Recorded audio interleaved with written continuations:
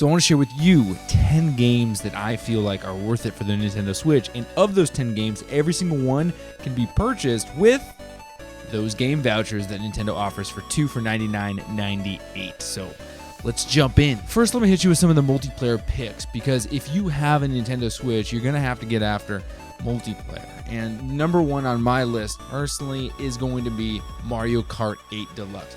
I love this game. I play it with my dad, and I also play it with all of my friends. I am someone who can play Mario Kart 8 Deluxe by myself, and I think it is well worth it, especially if you're someone who's going to subscribe to the online service and get the expansion pack. You get more courses, a ton of courses, and at this point, this Mario Kart game has the most courses out of any Mario Kart game to ever exist.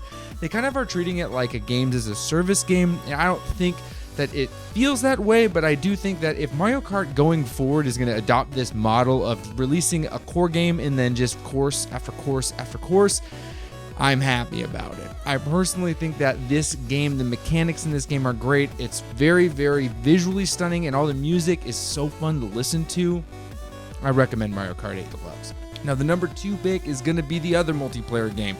Dedicated multiplayer, that is, and that is Super Smash Bros. Ultimate. This game has every character under the sun that you can think of, and plenty of different playstyles for anybody who wants to get their hands wet or fingers wet with sweat with Super Smash Bros. Ultimate. Both of these games still retail full price. Smash Bros. Ultimate does have some DLC that you will have to pay for to get some of these extra characters, and while I don't think that it's necessary, at the end of the day, it could be worth it. You're going to get extra characters like Sora, Banjo-Kazooie, all these kind of characters. Super Smash Bros. Has never been a franchise that I followed to a T, but I've always owned whatever console's version of it that existed, because there is that time when you just want to throw a game in, have some fun with friends, and, I don't know, shove each other around while you're playing Super Smash Bros.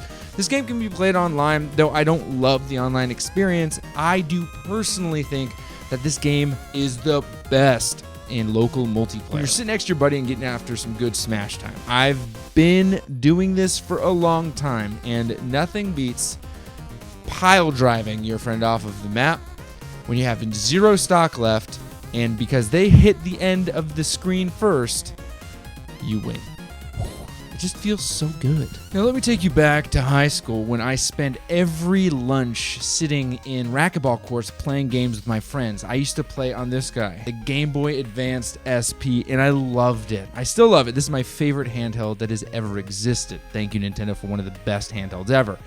But this story isn't about Game Boy, it's about 2 of my favorite games. And those games have got to be Advance Wars 1 and 2, which I think is a visual masterpiece. This game is a tac-style, non-quite RPG, it's just a tac-style game. The story is really, really basic. You're going to play as different armies, which are just different colors, and you're going to do all these different types of maps with different types of units. Now, this game is definitely for those who are into turn-based tactical type games, because this game is only that. There is no RPG aspect to it. From the main campaign map all the way to the war room, where you can switch, purchase, and play a plethora of maps. And as you play more and more games, you're going to be able to unlock different COs to play as characters, and those will come with different powers. This game is just a joy, and for me, it's such a blast from the past, and I absolutely adore the art style in this game. It is beautiful, and it plays so well, and I think as a handheld game, it is incredible. This is the type of game you want to have on you, and again, a full retail game, so use your vouchers wisely. The second game is going to be one that I grew up playing, kind of. It is Fire Emblem Engage. And Fire Emblem Engage is a beautiful, wonderful ode to the Fire Emblem series, going back to its main roots, which is that tactical style RPG. Through and through with different chapters, this game plays like the original Fire Emblem series. I was introduced to Fire Emblem on my Game Boy Advance, and that game traveled with me everywhere I went. In fact, I only had 3 games on me at all times: Fire Emblem, Super Mario World, and the wonderful Advance Wars. Fire Emblem Engage uses different characters from past to come in and blend with your main character in Engage mode. So you can take a main character, whatever unit is on the ground, use different types of rings to essentially call on heroes of old. It is a masterpiece when it comes to a Fire Emblem entry. I personally didn't love Three Houses. While I did like Fire Emblem Three Houses, I didn't love it. But this game, holy smokes, is it a beautiful game, one, and two, just a great feeling, robust game. Not to mention, you can play in classic mode, which means when someone dies on the field, they die for your whole save file. Now that is consequences. Now these next games, you're going to want to take sitting down. Super Mario Odyssey, one of the greatest Mario games, I think, to come out since Mario 64, my favorite always being Super Mario World, but Mario Odyssey is an incredible game. Plenty of content to play, some online speedrunning style challenges that exist too, but really, it's the main gameplay that gets you. As Mario, you now have this magical cap that you can throw around and do crazy things with. You can dress him however you want. I have my Mario dressed up, and he's sleeping right now like a gangster. He has a little fedora on and a suit, and at first I didn't know how I felt about dressing Mario in anything other than his normal garb. But this one, I'm gonna say it, I like it. Mario Odyssey is an incredible game when it comes to a 3D style Mario game. 3D platformer, full camera control Mario game. There are challenging bosses, some weird types of places that you can only get through by seemingly breaking the gaming mechanic. I like this style of game. I like the exploration, and with over 900 moons to collect, you have plenty of work cut out for you. Now, you can beat the game in much less than that. I know that I have, and I haven't 100% of this game, but this is a game that you can sit down and play for hours on your couch while other people are around, because it's a joy to watch, and it truly is a fantastic game to play with even kids, because there is multiplayer mode. Now, I don't think any top 10 would be complete without mentioning one of the great open world Zelda games, Breath of the Wild or Tears of the Kingdom. This list is going to get Tears of the Kingdom, because I believe, even honestly, if you haven't played Breath of the Wild, Tears of the Kingdom is able to do the job for you. Yes, you're picking up technically on a story that was very somewhat long. Not really. I mean, Breath of the Wild had a story, but Tears of the Kingdom picks up where you left off there, and it introduces new mechanics, like building anything you want with your magical arm. Ultra Hand is really what it's called. There are new mechanics to use in this game, not to mention the story is a little bit more robust, and the gameplay and content feels like it goes on forever. I haven't even finished it yet. Well, I'm intentionally doing that because the last game I sped through, Breath of the Wild, I kind of just went towards the end as quick as I could. This one, I'm trying to savor it because there's just too much to do. It's beautiful, and I don't understand how Nintendo pulled this off. It looks better than Breath of the Wild. It runs better than Breath of the Wild. There's more to do it than there is in Breath of the Wild, and I will say that for a game, the first $70 game that Nintendo's going to charge us for, it earned the $70 price tag, but you don't have to pay that if you use your vouchers. I think that, again, Tears of the Kingdom, mechanically as well as content-wise, is a wonder, a beautiful entry into the Nintendo Switch Zelda franchise. Now, I love platformers, and that's not just because I want an excuse anytime I get to use this sucker with a game, because I don't play fighting games as much, so this really just lends itself to a good platformer experience, but because that's what I grew up playing. I love me a good Mario game, but this game isn't Mario. It's actually Donkey Kong. Donkey Kong Country Tropical Freeze. They got the same person who designed the music for the original Donkey Kong Country back on the Super Nintendo. This game is an ode to joy. It is very, very fun to play. Challenging at times, but when it comes to a classic platformer in the Donkey Kong Country series, you have yourself a beautiful entry into that. Now, let me tell you, this game is pretty simple. It's a left to right kind of game with some different front and back type of perspective shifts, but it's pretty simple. It's platforming through and through. You get to play as Donkey Kong or have your choice of some of the tag team and buddies like Diddy Kong, as well as Cranky Kong and Dixie Kong. You got yourself the homies.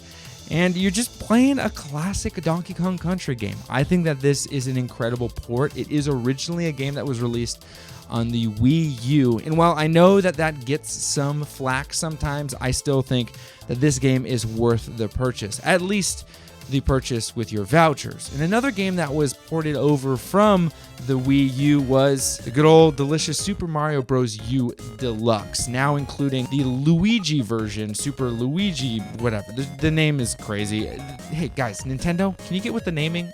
It's a little complicated at times. At any rate, this game is a platformer, a classic one. It is a amalgamation of all of the Mario games combined into one. Different mechanics that you loved from all your previous favorites are in this game. Now, I know that this game did, again, come out on the Wii U first, and they ported it over, added that Luigi mode, which is more difficult. It is indeed more difficult. It's a little bit more slippery, as well as Luigi's a little floatier. I will say, from the gameplay perspective, the overworld, the map, this is just such a nostalgic experience. The levels are just long enough to give you the excitement you need, and there is some puzzle aspects of it, trying to find secret locations, as well as the 3-star coin collectibles. This is a Mario game through and through, no doubt about it.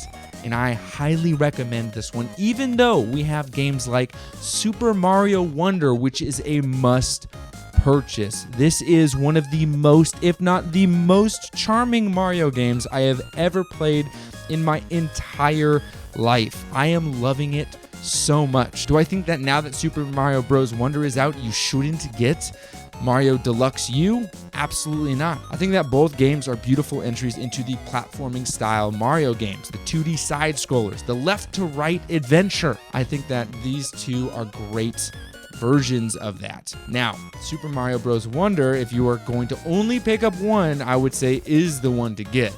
This game is somehow one of the most beautiful games I've seen on the Nintendo Switch, and that's including the other games I've mentioned in this list. It is musically so fun to listen to, as well as visually so exciting to see, and gameplay-wise, you never know what's going to happen when you hit a Wonder Flower. This game is a delight, not to mention very accessible to anyone from young 3-year-olds like my daughter, all the way up to older 64-year-olds like my father. Everyone's playing this game.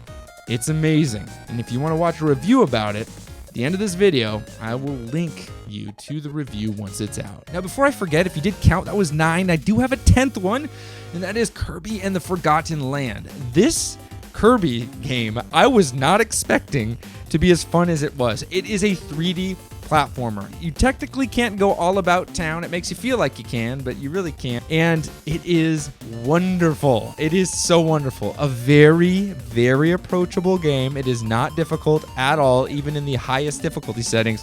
You are Kirby running through the Forgotten Land, transforming into plenty of different things, such as the classic fire, magma, whatever. You can upgrade your abilities, or you can super suck and become a car. It is really cute. I would say where Super Mario Wonder is the most charming game that I have on my Nintendo Switch, Kirby and the Forgotten Land is the cutest game I have on the Nintendo Switch, and both of which I would not pass on. These two games are incredible, and Kirby and the Forgotten Land, though some might think it's too easy, I say it is well worth the voucher purchase because it is cute, fun, and a blast to play with other people. There are other Kirby games that I recommend, but that is going to be left for another video. And as far as these 10 games, let me know if there's one that you think should be in the top 10 list. This isn't necessarily my top 10, but if you're going to be using those vouchers, these 10 are well worth redeeming with those vouchers. All right, guys, I can get to playing some video games, but most of all, happy gaming.